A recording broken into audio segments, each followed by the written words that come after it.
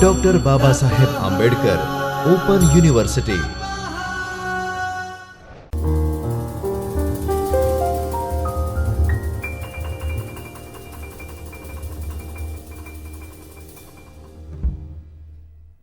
Hello dear learners, this is Shachi Gupta, Assistant Professor of Economics from Chaitanya Studio of Dr. Baba Saheb Ambedkar Open University. I welcome you all in today's session. Today we are going to discuss Unit 8, Types of Market, Part 1. This is the chapter of Paper 1, Basics of Economics. We have already discussed 7 units before this lecture. So, we are starting with the first slide. Outcome of the session. After watching and listening this session, you will be able to understand and describe the meaning and characteristics of different forms of market, like perfect competition and monopoly.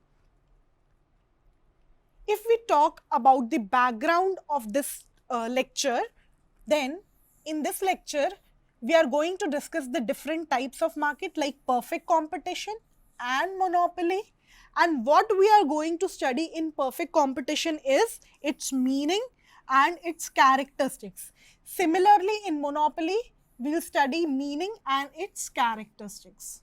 So, we are starting with a small brief background of what is market and what are the types of market, which we have already discussed in our previous lectures. So, if we talk about the term market, it does not necessarily means to a place. यहाँ पे अगर मैं बात करूँ तो market एक place नहीं है, एक फिजिकल प्लेस नहीं है. अगर मैं बात करती हूँ तो ये क्या है मार्केट? ये एक ऐसी जगह है जहाँ पे कमोडिटी बायर्स और सेलर्स के बीच में क्या होती है? एक्सचेंज होती है. एक ऐसी जगह जहां पे कमोडिटी बायर्स और सेलर्स के बीच में एक्सचेंज हो रही है, उसको हम मार्केट बोलेंगे. एक इंटरनेट भी वो एक जगह हो सकती है, जरूरी नहीं है कि कोई फिजिकल प्लेस हो. अगर मैं एसेंशियल कॉन्स्टिट्यूएंट्स ऑफ मार्केट की बात करूं तो एक मार्केट को मार्केट कहलाने के लिए क्या क्या जरूरी है? Buyers and sellers, commodity and competition. These three things are essential to constitute a market. Basic meaning क्या होता है हमारा मार्केट का, वो हम देख चुके. अब हम मार्केट को किन बेसिस पे क्लासिफाई करते हैं वो देखेंगे. ये मैं बहुत क्विकली आप लोगों को समझाने वाली हूं कि क्लासिफिकेशन क्या होता है और किस तरीके से करते हैं, क्योंकि ये हम प्रीवियस लेक्चर्स में ऑलरेडी देख चुके हैं. उसके बाद मैं परफेक्ट कंपटीशन, मोनोपोली पे आऊंगी. On the basis of area, अगर मैं एरिया की बात करूं तो हम एरिया के बेसिस पे डिवाइड करेंगे मार्केट को, टाइम के बेसिस पे, नेचर ऑफ ट्रांजैक्शन के बेसिस पे, रेगुलेशन के बेसिस पे, वॉल्यूम ऑफ बिजनेस के बेसिस पे, कंपटीशन के बेसिस पे and number of buyers and sellers के बेसिस पे.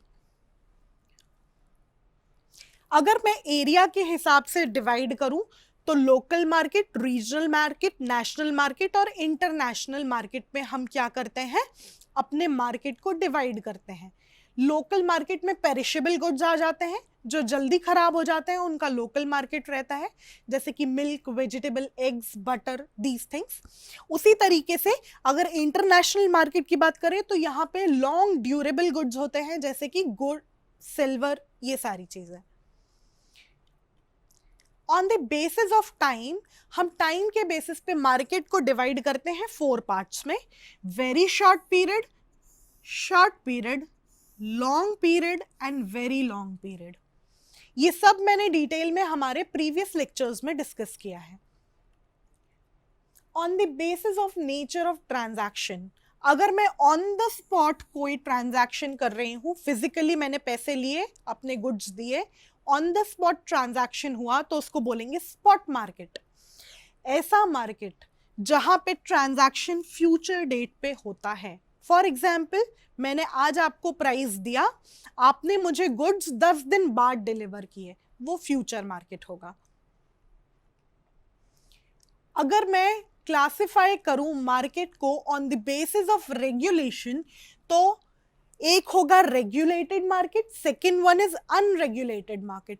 Regulated market is the market in which transactions are regulated by the government, like stock market.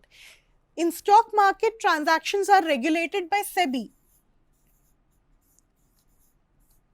Likewise, बहुत सारे ऐसे मार्केट हैं जहां पे गवर्नमेंट के रेगुलेशन होते हैं कि कोई एक्सप्लॉयटेशन ना हो.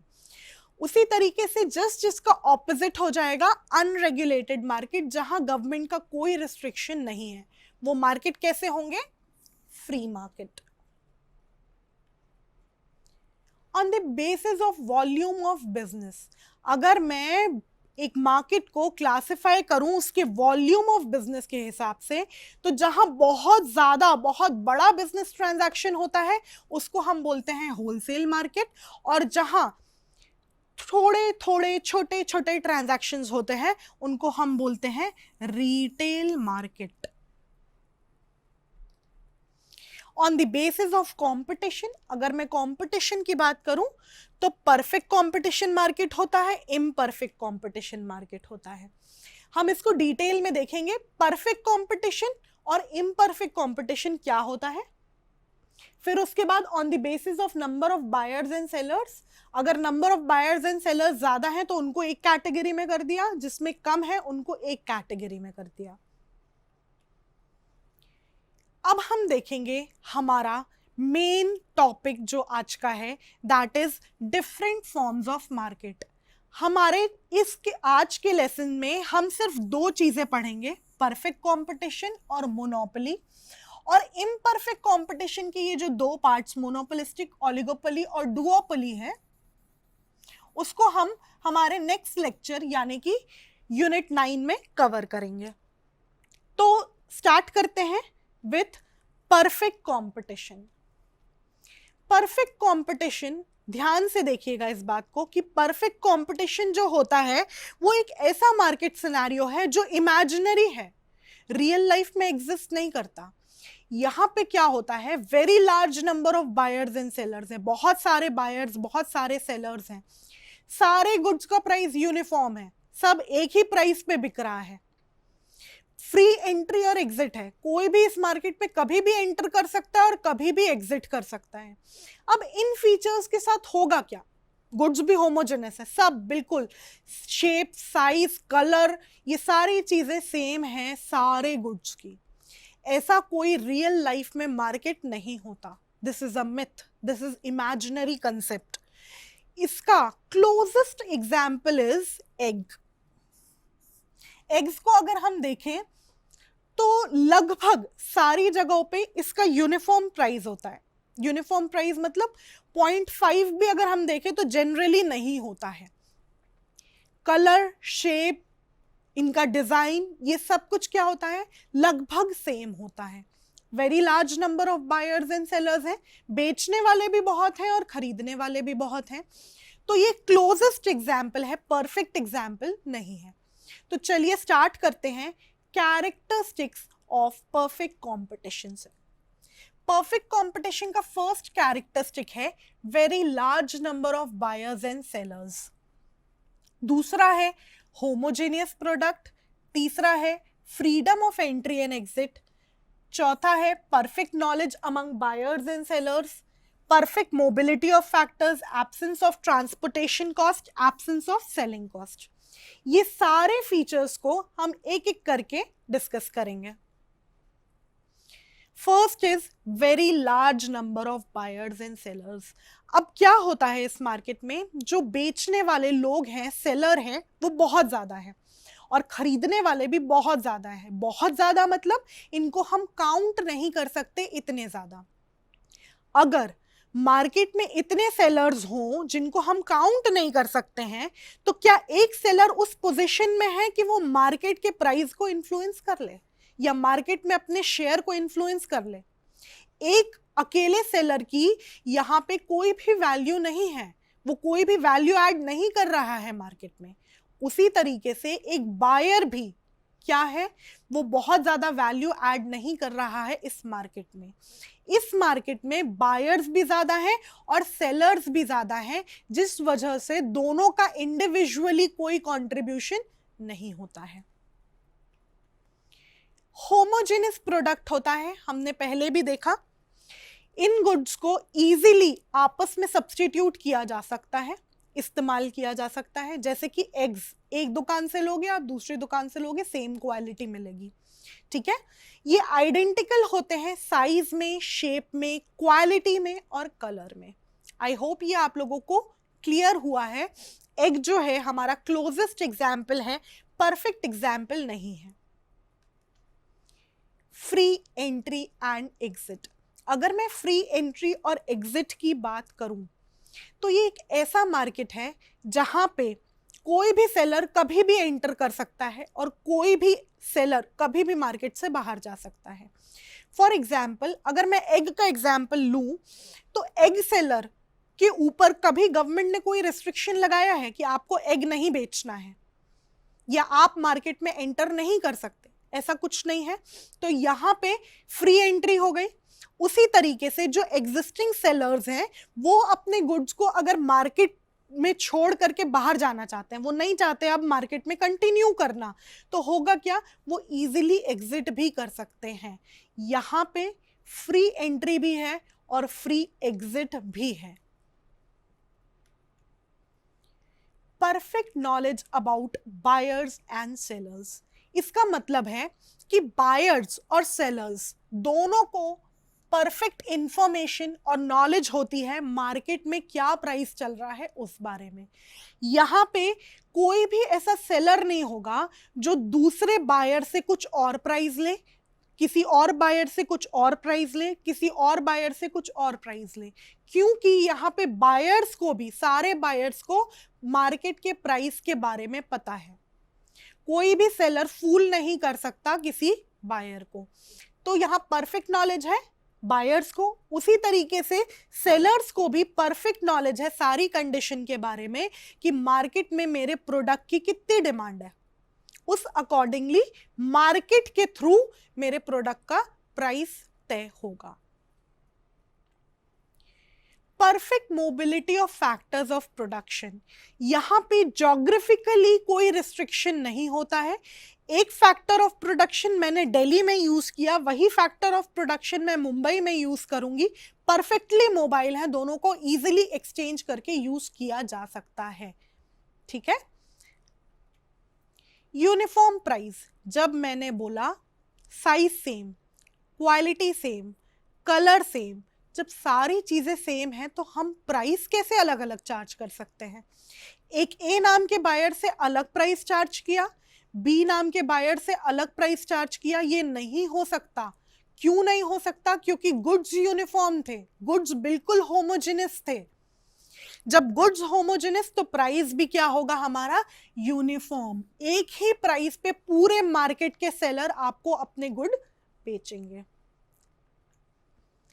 Absence of transportation and selling cost. यहाँ पे ट्रांसपोर्टेशन की कोई कॉस्ट नहीं होती, जहाँ पे मैन्युफैक्चर होता है वहीं से सेल होता है, और सेलिंग की कॉस्ट भी नहीं होती। सेलिंग की कॉस्ट मतलब एडवर्टाइजमेंट की कॉस्ट यहाँ देखने को नहीं मिलती है। कभी आपने देखा कि एग के एडवर्टाइजमेंट आ रहे हैं कि हमारे यहाँ के एग जो हैं वो दूसरे एग से बेहतर हैं? ऐसा नहीं होता। जनरली अगर हम देखें तो यहाँ ट्रांसपोर्टेशन कॉस्ट और सेलिंग कॉस्ट की एब्सेंस होती है। ये हुआ हमारा परफेक्ट कंपटीशन। अब हम आते हैं हमारे नेक्स्ट टॉपिक पे, जो कि है मोनोपोली। मोनोपोली एक ग्रीक वर्ड मोनोस से आया है। मोनोस का मतलब होता है सिंगल, और पॉलिटिस जिसका मतलब होता है सेलर। तो अगर मैं इसको ब्रेक करूं मोनो और पॉली में, तो मोनो का मतलब हुआ सिंगल और पॉली का मतलब हुआ सेलर। तो कलेक्टिवली मोनोपोली का मतलब हुआ single seller in the market. इसका परफेक्ट एग्जाम्पल है इंडियन रेलवेज। हमारी कंट्री में रेलवेज एक लौता है जो अपने प्रोडक्ट, अपनी सर्विसेज मार्केट में सप्लाई कर रहा है। रेलवे की सर्विसेज कोई प्राइवेट प्लेयर आज तक सप्लाई नहीं कर रहा था, ना कर रहा है। कोई भी बिजनेसमैन आकर के हमारे यहाँ अभी ऐसा नहीं हुआ है कि रेलवेज की सर्विसेज दे। तो सिंगल सेलर है जो कि गवर्नमेंट के हाथ में है।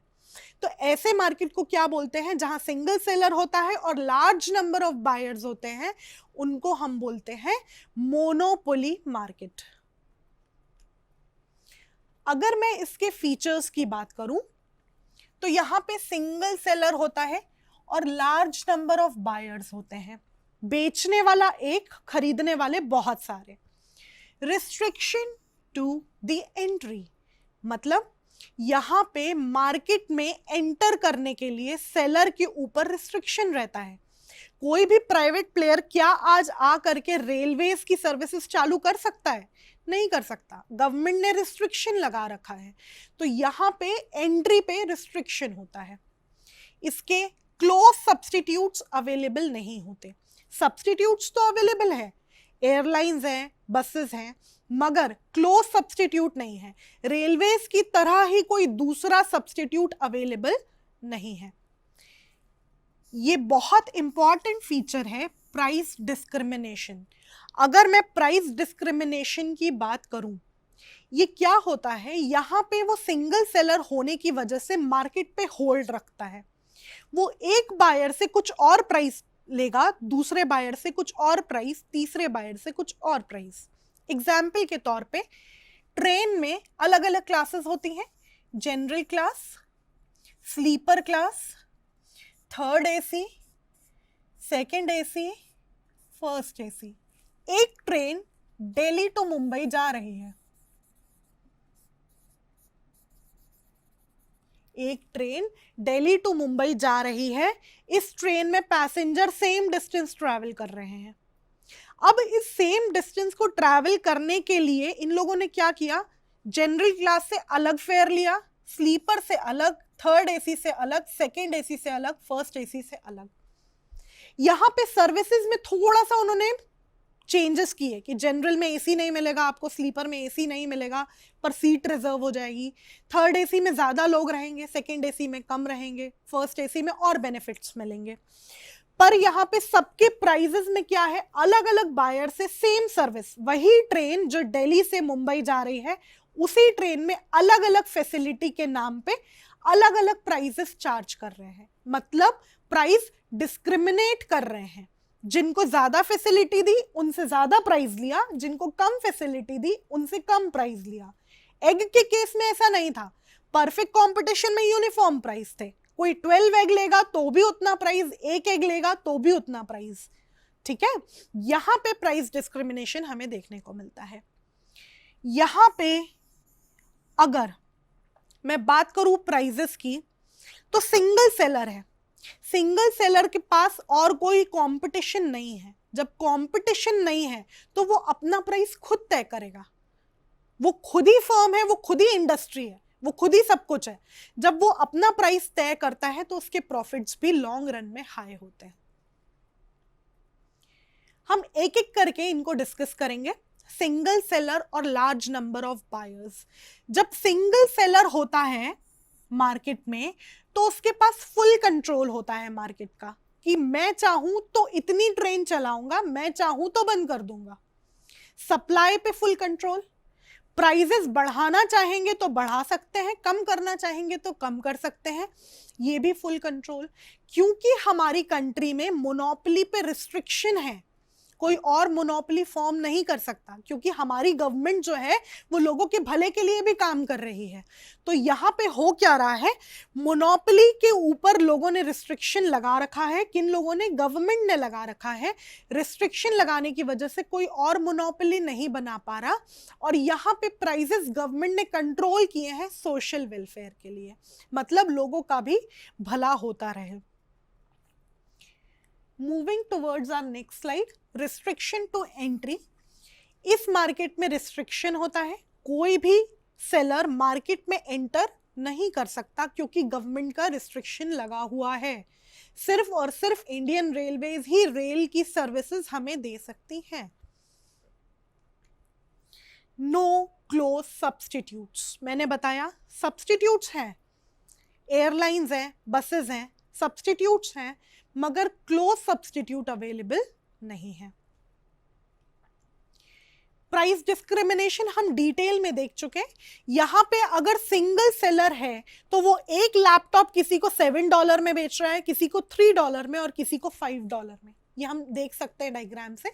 यहाँ पे हम एग्जाम्पल इंडियन रेलवेज का ले रहे थे क्योंकि वो हमारे सामने एक बिल्कुल हमारी कंट्री में रिलेटेबल हमारा एग्जाम्पल है, इसलिए हम वो देख रहे थे। बाकी हम किसी भी कंट्री में अलग अलग एग्जाम्पल्स देख सकते हैं। प्राइस मेकर, अगर मैं प्राइस मेकर की बात करूं तो यहाँ पे फर्म ही इंडस्ट्री है, वही इकलौती है जो प्राइस को क्या करेगी, इन्फ्लुएंस करेगी। जब प्राइस को इन्फ्लुएंस करेगी तो प्राइसेस कैसे रहेंगे, उसके कंट्रोल में रहेंगे, वो प्राइस मेकर हो जाएगी। अब हमने देख लिया कि परफेक्ट कंपटीशन क्या है, उसके फीचर्स क्या है, मोनोपोली क्या है, उसके फीचर्स क्या है। अब हम देखेंगे कि परफेक्ट कंपटीशन और मोनोपोली में क्या डिफरेंस है। तो आइए सबसे पहले हम देखते हैं number of sellers. Perfect competition में सेलर कितने होते हैं, वेरी लार्ज नंबर, हम गिन नहीं सकते। जबकि मोनोपोली में कितने होते हैं, एक सिंगल सेलर होता है।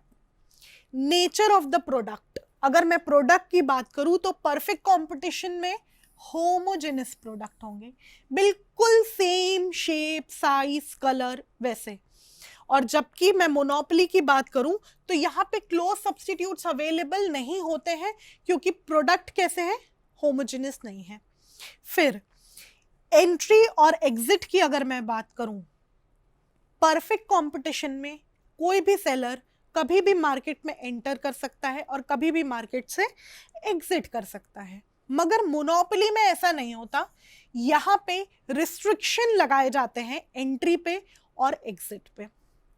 प्राइस, यहाँ पे परफेक्ट कंपटीशन में एक फर्म का अपने आप में कोई वैल्यू नहीं होती। क्यों? क्योंकि वो बहुत बड़े लार्ज सेलर में से एक सेलर है जिसका टोटल प्रोडक्शन में बहुत कम हिस्सा है, तो वो प्राइसेस तय नहीं कर सकती। एक फर्म अपने प्राइस तय नहीं करेगी, पूरी इंडस्ट्री मिलके जो प्राइस तय करेगी वो हर फर्म अडॉप्ट करेगी। तो यहाँ पे परफेक्ट कंपटीशन में फर्म प्राइस टेकर होती है, वो प्राइस लेती है, और मेकर कौन होता है, इंडस्ट्री। प्राइस तय कौन करता है, डिटरमाइन कौन करता है, इंडस्ट्री। जस्ट इसका ऑपोजिट अगर हम देखें तो मोनोपोली में मोनोपोलिस्ट प्राइस मेकर भी होता है और टेकर भी होता है। वो खुद ही प्राइस बनाता है और खुद ही क्या करता है, प्राइसेस को अडॉप्ट भी करता है। लेवल ऑफ नॉलेज की अगर मैं बात करूं तो बायर्स और सेलर्स को परफेक्ट कंपटीशन में परफेक्ट नॉलेज होता है। हमने देखा था सेलर को पता है कि मार्केट में कितनी डिमांड है और बायर को पता है कि सेलर हमें किस प्राइस पे गुड्स देगा। सारे सेलर्स के पास एक जैसा प्राइस मिलेगा। मोनोपोली में बायर्स एंड सेलर्स को परफेक्ट नॉलेज की जरूरत ही नहीं होती क्योंकि सिंगल सेलर है, कोई कंपटीशन ही नहीं है। इंडस्ट्री और फर्म, अगर मैं परफेक्ट कंपटीशन की बात करूं तो बहुत सारे सेलर्स हैं, तो एक फर्म अलग है और उन सब को मिला के इंडस्ट्री अलग है। जबकि मोनोपोली में इंडस्ट्री और फर्म सेम होते हैं क्योंकि एक ही सेलर तो वही फर्म वही इंडस्ट्री। फर्म का जो कंट्रोल होता है प्राइस पे, परफेक्ट कंपटीशन में कोई भी कंट्रोल नहीं हो सकता सेलर का क्योंकि वो इंडिविजुअली मार्केट को इफेक्ट नहीं कर सकता, तो नो कंट्रोल ओवर प्राइस।